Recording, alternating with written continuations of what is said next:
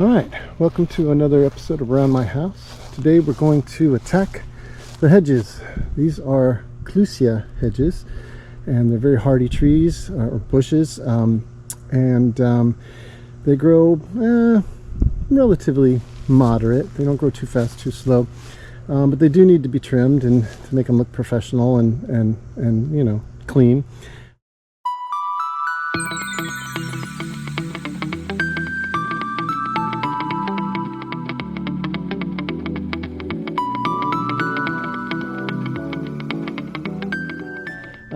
And I learned a lot since I started doing this. The first thing I learned was you need to use a machete. I know you want to get in there with your electric or gas powered hedge trimmers, but you need to put clean cuts on these leaves. These leaves, they'll get shredded with a hedge trimmer, and that opens them up for disease and insects and bugs and all that other stuff. So our goal is, I'm going to show you one section of this that I'm going to do with the machete. And yeah, I was a little skeptical and a little nervous about using the machete for the first time, but it's not that bad.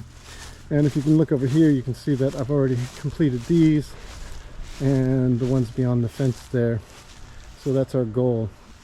Anyway, there's another tip I'm going to show you in this video, which is, you're probably wondering why I have these drop cloths out. Well, these drop cloths are here because I want to rake as few of the droppings as possible, because I have a lot of mulch under all my bushes, and the last thing I want to do is rake up the mulch so I can dump more bags of mulch in there.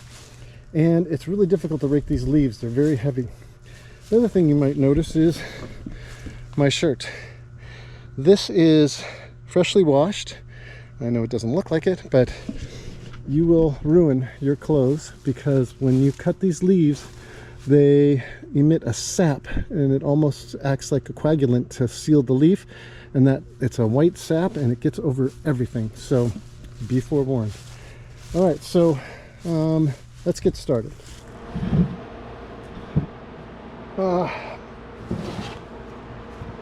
Wanted to let you know one thing about this machete.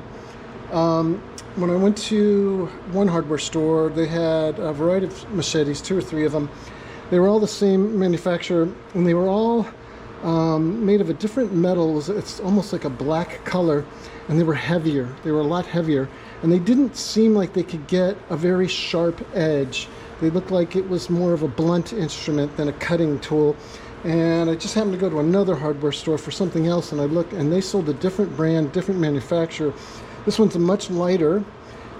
Looks like it's made out of stainless steel, and it's a thinner blade, a thinner head, which I knew meant that I could get a finer cutting surface. So just wanted to give you that tip in case you go looking for a machete. Again, be very careful with these. Okay, as I was saying, we're going to use these drop cloths here and just lay them out. These are 15 by 4. And what I want to do is I want to set it up so that I can catch as much of the droppings from my cutting. Yes, I'm on my knees and I'm getting down, getting dirty, and I'm trying to cover as much of the underneath as I can, and also wherever I have mulch, because I've learned that if I let this all drop into the mulch, the process of raking it and bagging it, I end up raking up mostly mulch. So I know this is very OCD, but this is the way I do it. And maybe if you're as OCD as I am, you'll do the same thing. Over here on my neighbor's side of the yard, and I definitely don't want to leave a mess here. So again, I'm just getting this close. I can try to overlap it as much as possible. It doesn't always work. You'll see when we're done that areas like this will be full of debris. And let's try to get some overlap if possible. And you'd think that this would be enough, a good start, but there's another reason why I have this larger tarp out. When you chop off the top, when you're cutting the tops, it's kind of a chopping motion with your machete, and the debris goes flying, probably as much as 6, 8, 10 feet away. So I don't have to rake or disturb my neighbor's yard. I'm going to put this tarp here as well to catch any of the flying debris. I don't care if it flies on my side, I'll rake that up. It's very reasonable to rake up the Clusia debris from your lawn, but not from the mulch. It's very important that your blade is clean and sharpened before each use.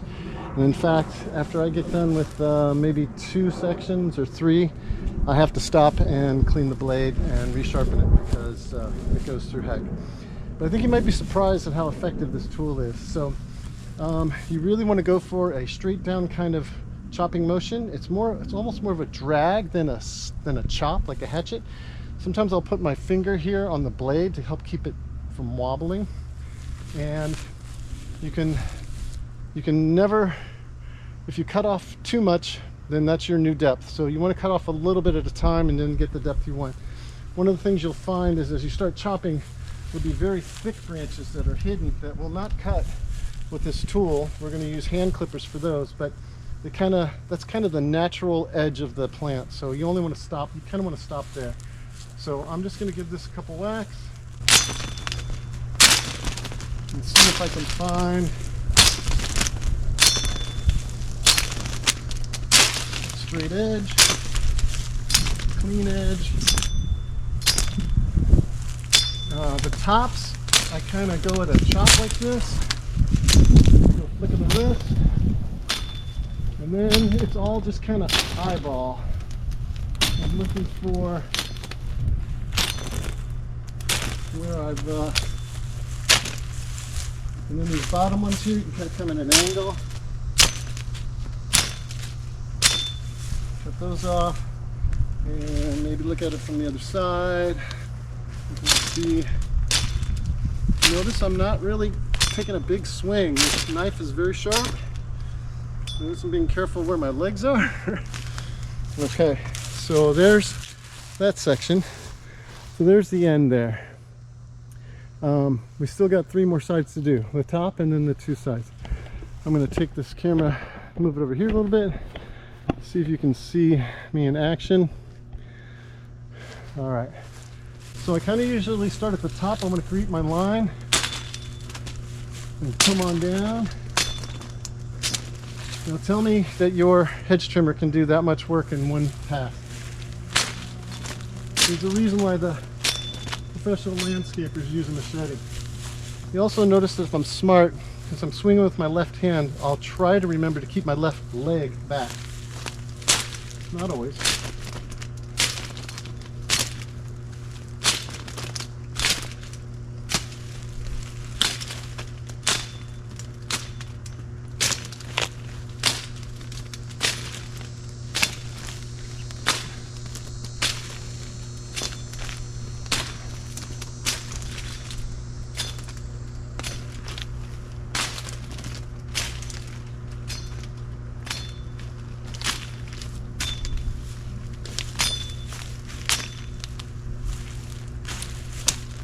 Okay, I'm going to clean up some edges here. Then we'll switch to my right hand, dominant hand.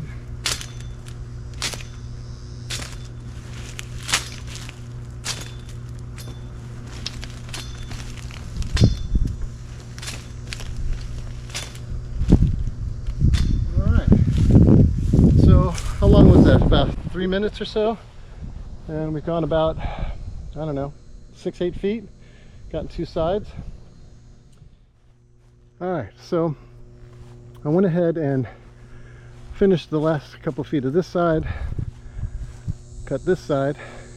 Now we still have the top. And the other thing I wanted to show you is all the droppings, which are plenty. And I want to also show you that there's natural variations in the plant. So I've got holes here, and I've got stuff sticking out, and I've got stuff, but you can only do so good.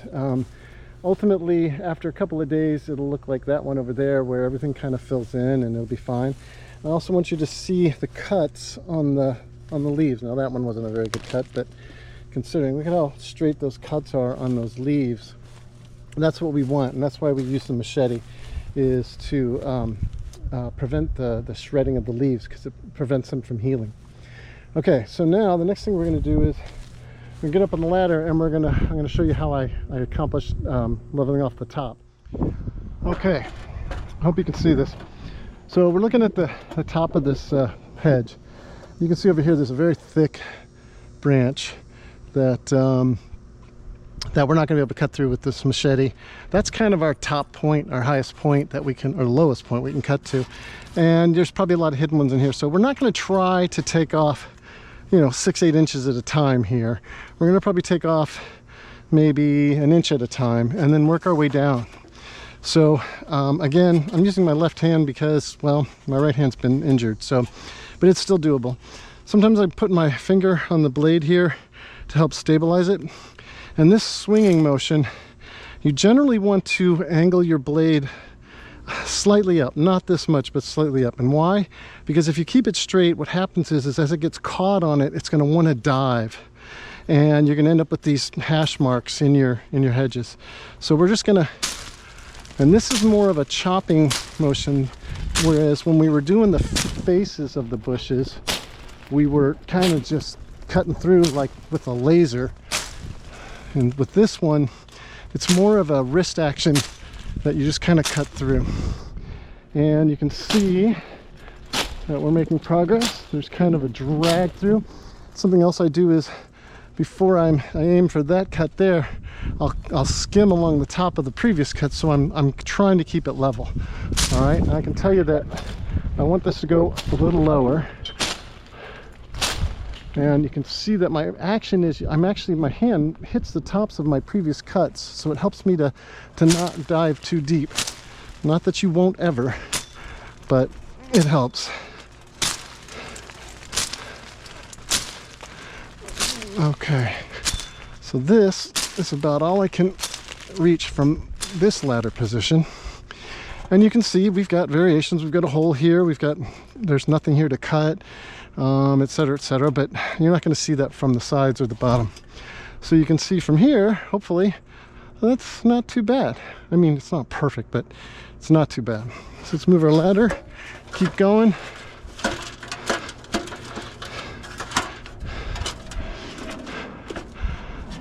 And I'm going to start off where I left off from and then continue my cut. It's more of a wrist and chop. You're not going to be able to swing through all of it.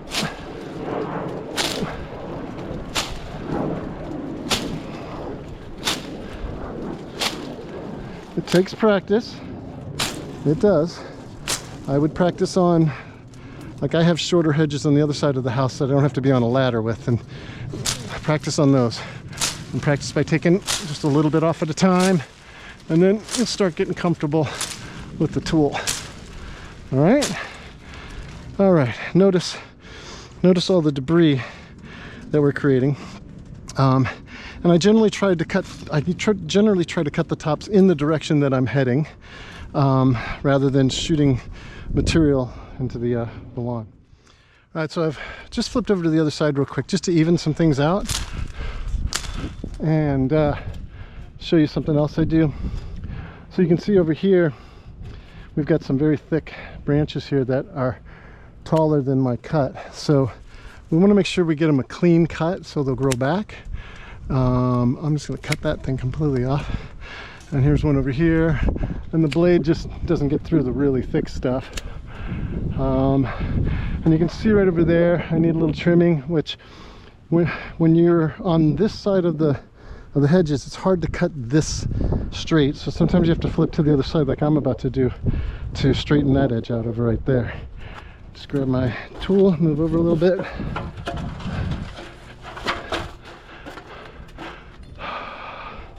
Got my blade. I'm going to angle it up just slightly. It's not this much, it's just a little bit. Yeah, just like that. And I'm skimming across the existing cut to give everybody the same height as much as possible. Just a little bit of trimming, and there we go. All right, this is the easy part. The hard part is about to start. So I learned this the hard way. Before we start collecting our drop cloths, we need to shake the trees, as it were. There's a lot of stuff that gets stuck in the branches and bushes. So I just go in, I grab a big branch, give it a shake. I mean, you can't get 100% of them, but if you don't do this, the next windy day or storm you get, all of a sudden there's all these leaves and droppings that you're like, wait a minute, I just cleaned that all up. What's going on?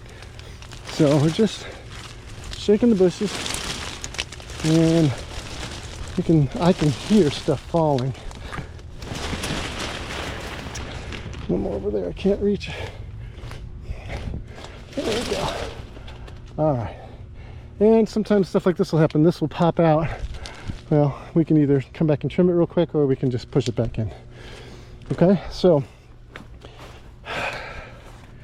we're gonna go ahead and set this up so you can watch. And I'm going to I know I'm gonna rake this, but I'm just grabbing the big easy stuff. And shake this here and get some of the stuff that fell. Kind of define my separation between the drop cloths. And I'm just, see, I told you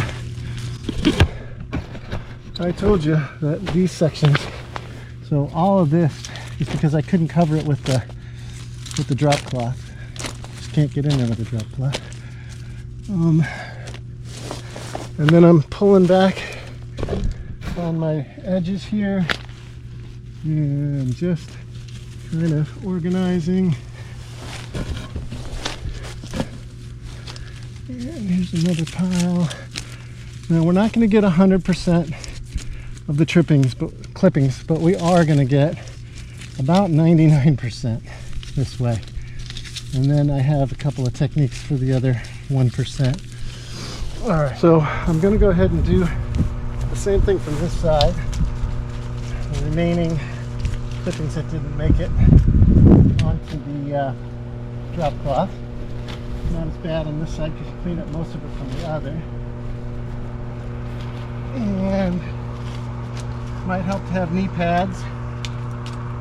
This.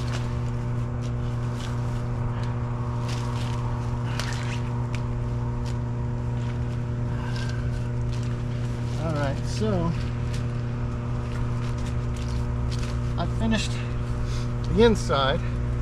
Let's go ahead, just to be nice to my neighbor. I'm going to take this drop cloth, which really isn't a lot of debris. We're just going to shake that into our existing drop cloth. So we don't have to roll up too much. There we go. And then we usually start by prepping what will be the final end of our burrito. So I'll do that over here, which is simply just kind of taking both edges, corners, and getting it started like that. That's as far as I go, just like that. Then I go to the other end, and we just coax the material,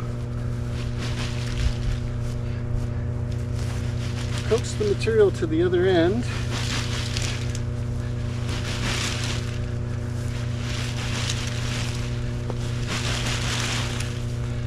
And get it close.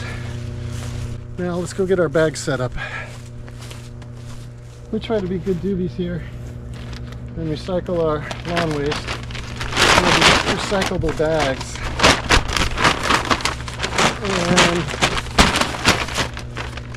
I found this tool for 10 bucks at the hardware store that takes a paper bag. You open it up like this. Kind of see we've got 3 sides of a box. And then you fold these in the opposite way. And now you've got a chute and the thing stands by itself. What do you think about that? And then so lastly, Maybe I have to back up this camera. Yeah, it should be good. Lastly, what I do is take my little burrito here and I cinch it up on both sides.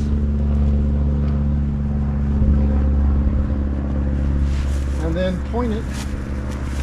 It's over here, so you can see. Point it at my can.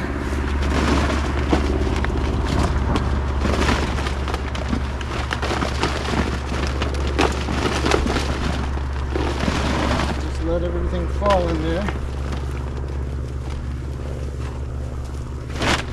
That bag is already about a third full. And you can see we hardly have a mess here to clean up anymore.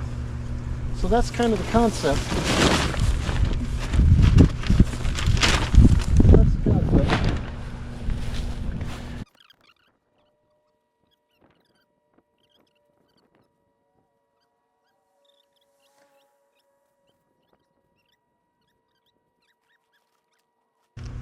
Now these Clusia leaves are full of moisture and water, and they're thick and they're heavy, and this bag is about halfway full. I might be able to put a little bit more in there, but after that it's going to be too heavy to move around. Alright, so we'll move on to the next phase, which is the last 1%. Alright, so what we're going to do with the last 1% of our debris is we're going to use our leaf blower, and we're going to blow the loose debris over to my side of the yard. Some of it will go in the grass, most of it will go right to the grass mulch line, and then I'll use a rake to get that line of debris into the grass. The goal is to get it all in the grass because it's a lot easier to rake and you're not raking up mulch.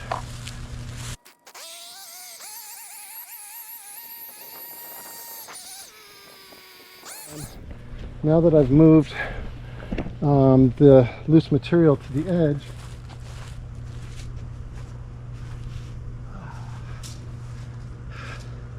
I have this metal rake that I got as a gift, believe it or not, and it's great. You can resize the head, and I find that if I keep the head relatively tight together, I can get these leaves easily without getting as much mulch.